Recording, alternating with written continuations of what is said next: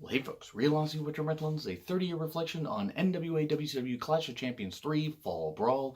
And yeah, this came out in September of '88, so yes, this is going up about a month later. I apologize for not getting to it right off the bat. I was very busy, my time was limited, and I found a chance to be able to watch it today. Much like with a lot of the Clash of Champions events, especially until I got into the early, maybe mid-90s, there was a lot more emphasis on the wrestling, less on the talking, because they only had a 2-hour format. And there was some weird stuff with, San Francisco great John Ayers being the special guest referee for an upcoming match between Lex Luger and Ric Flair. And they featured him a whole lot, and Shivani and Ric Flair actually talked about the upcoming rematch, the NWA World Title rematch, a bit much, but also, Luger and Flair did have one hell of a feud. I'm not a fan of Luger at all, but they did have that. So that was sprinkled out throughout the show, and John Ayers did make his presence known later in the show. So you had a video package running down the card, a couple championship matches, and a couple good undercard matches. JR and Bob Caudle on commentary, and they did pretty well. JR and Bob Caudle are a very underrated team. I did forget to mention Bob Caudle on my 10 underappreciated wrestling announcers, and I feel bad because Caudle was actually pretty damn good and pretty damn entertaining. But anyway, we start off with an NWA TV title match, Brad Armstrong versus Mike Rotunda. Mike Rotunda, of course, later became the more infamous, famous character IRS. And this was a pretty good match. They'd had good matches before, but this was straight up wrestling, really, no gimmicks, no whatever. I mean, there was a little bit of interference from Kevin Sullivan, but there was no, goofy gimmicks or anything. It was straight up wrestling, really good stuff. Brad Armstrong, super over, using great agility and some good groundwork, working on Mike Rotunda's arm. There was a lot of really good wrestling here. I really did appreciate Rotunda's heel work. He did super well.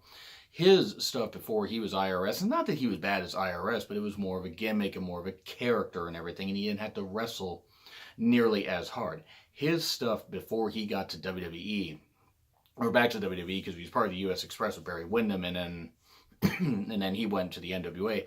He did some really, really good work as a TV champion, and actually this led to Rick Steiner beating him for the TV title at Starrcade '88, I believe, and that was a tremendous, match, and I will probably be doing a 30-year reflection on that if I'm able to, if I'm able to find the time.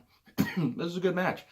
Sullivan did interfere. Yeah, Kevin Sullivan doing the normal stuff in just his bathrobe, kind of disgusting. I mean, I know it was supposed to look like a robe, but like a fancy robe and everything, but it just looked like he was wearing a bathrobe over his tights. Dr. Death Steve Williams runs down to kind of even the odds and everything, cheer on Brad Armstrong. Ends up being a time limit draw, but some really, really good stuff. It tells the story of Brad Armstrong continuing to fight back, not giving in to Mike Rotunda, so Rotunda couldn't beat him.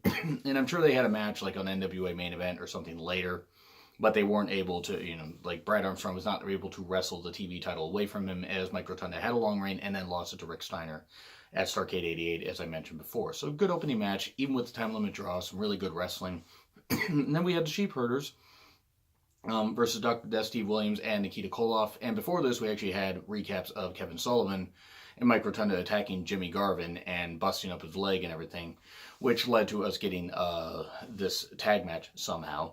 So yeah, the Sheep Herders, aka the Bushwhackers, they were at this point they were so broken down. Now they were still really good brawlers and everything, but you could tell it's really good that Vince gave them, a new life as the Bushwhackers, because they just couldn't beat up their bodies anymore and everything.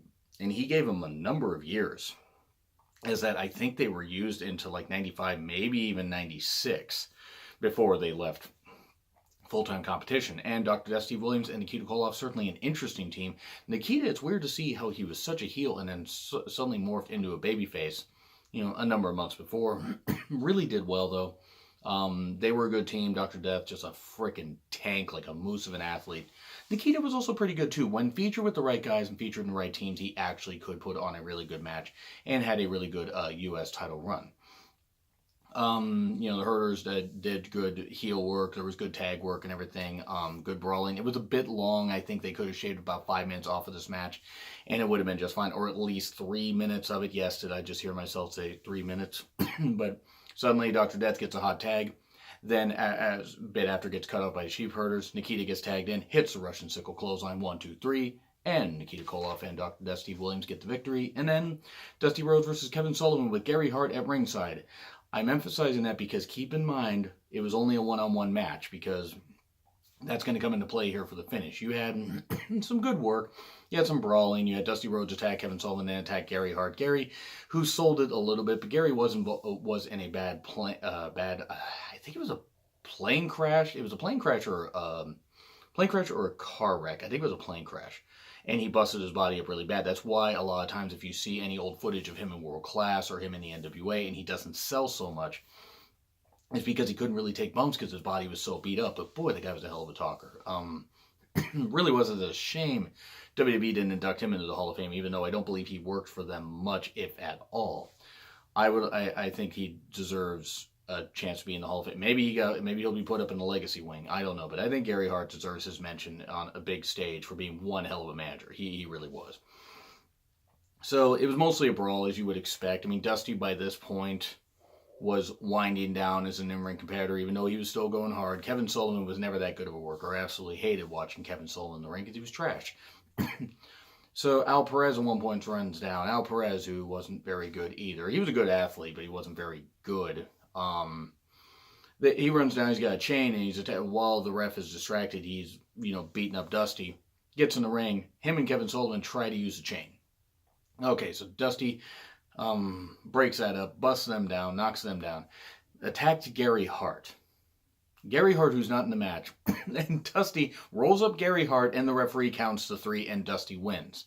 Now, unless I just totally missed anything the ring announcer, announced, my understanding of it was Dusty versus Kevin Sullivan. I guess they just booked it. I mean, I think Dusty was the booker at this time. They just booked it where, hey, Dusty's just going to pin somebody and win the match. Whatever. It was ridiculous. I don't know what the fuck just happened. I don't know what happened. Oh, by the way, Dusty did not get a TV entrance. It was time constraints and everything for the Clash of Champions, but that was just ridiculous. So yeah, he pinned Gary Hart, the manager, not in the match to win the match. Oh, late 80s wrestling, what are you like? You had a piece with John Ayers talking to Tony Schiavone and Ric Flair, and boy, Ayers just did not have a good presence on TV for talking. I mean, Flair and Schiavone had to pretty much feed him the cues and everything. To be fair, I mean, he played football. He wasn't probably used to wrestling. I mean, I'm sure, used to being on wrestling. I'm sure maybe he had to have been some kind of fan. He seemed to understand, but he just seemed confused by things.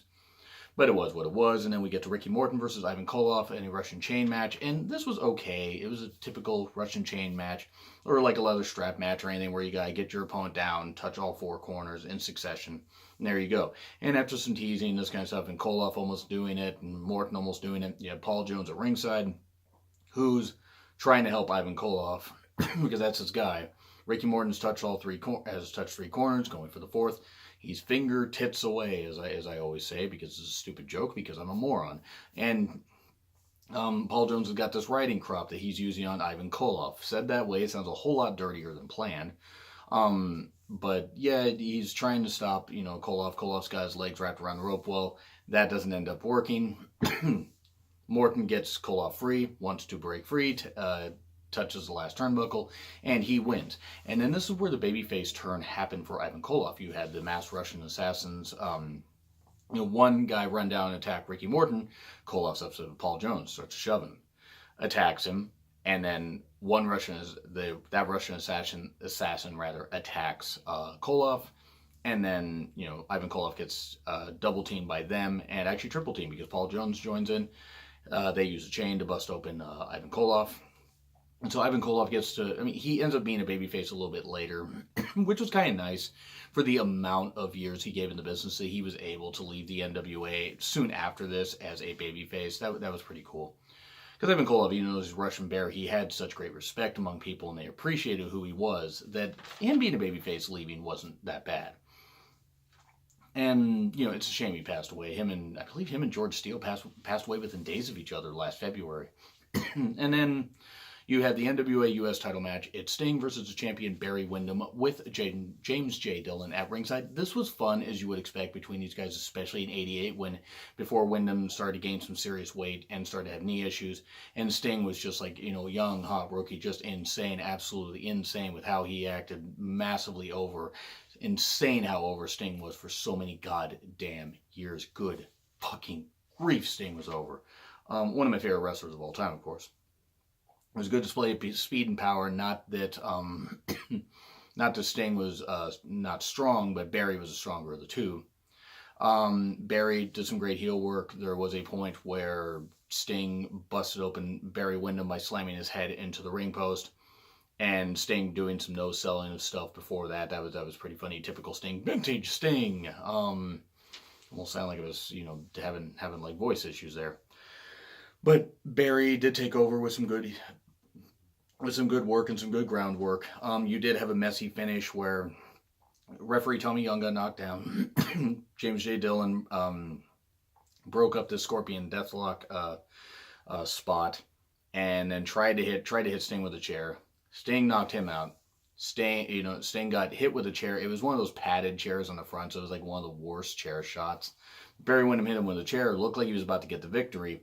Tommy Young rolled back in, and then John Ayers runs in, because he's a ringside, and a pretty tall guy, by the way, stops the whole thing, says no, throws, that off, and says to the ref, oh, no, wait, hey, this happened. They used a chair and this kind of stuff. So Sting's automatically declared the victor. They don't even want to go back to, like, the footage or anything. Nope. Just, hey, we're going to believe this, football player in a suit. Why not? Okay, let's go with that. And so Sting won by DQ. Barry kept his title and all that. And then there was this funny moment where Ayers, James J. Dillon gets in Ayers' face, and Ayers just picks him up and just like ragdolls him. I mean, he doesn't it doesn't hurt him, but it's just like funny just seeing him pick up Dillon and just basically physically manhandle him there. And then you had Sting attack Barry Windham. So as they went off the air, they went to commercial, that happened. And then you had Flair and Shivani run down you had JR and Kato run down, Shivani and Flair run down the thing. So you had that. That was the end of Clash of Champions 3. Certainly not a bad show, an interesting show. It wasn't great. I will say this, the TV title match probably was the best match of it. But it was still a good show. I did enjoy it. Even the Sheep Herders versus Dr. Death, Steve Williams and Nikita Koloff was good. It did run a little bit long, but still, it was fine for what it was. And even the Ayers stuff went on a bit too long, but it was what it was. Anyway, what other Clash Champions would you like me to review? Are there any particular coming up that you would like me to review? Let me know. Is there anything on the WWE Network you would like me to review? Let me know in the comments. Like, share, subscribe, Twitter handle in the description. It's been Real Honesty with John Ritlin, and I will see you soon.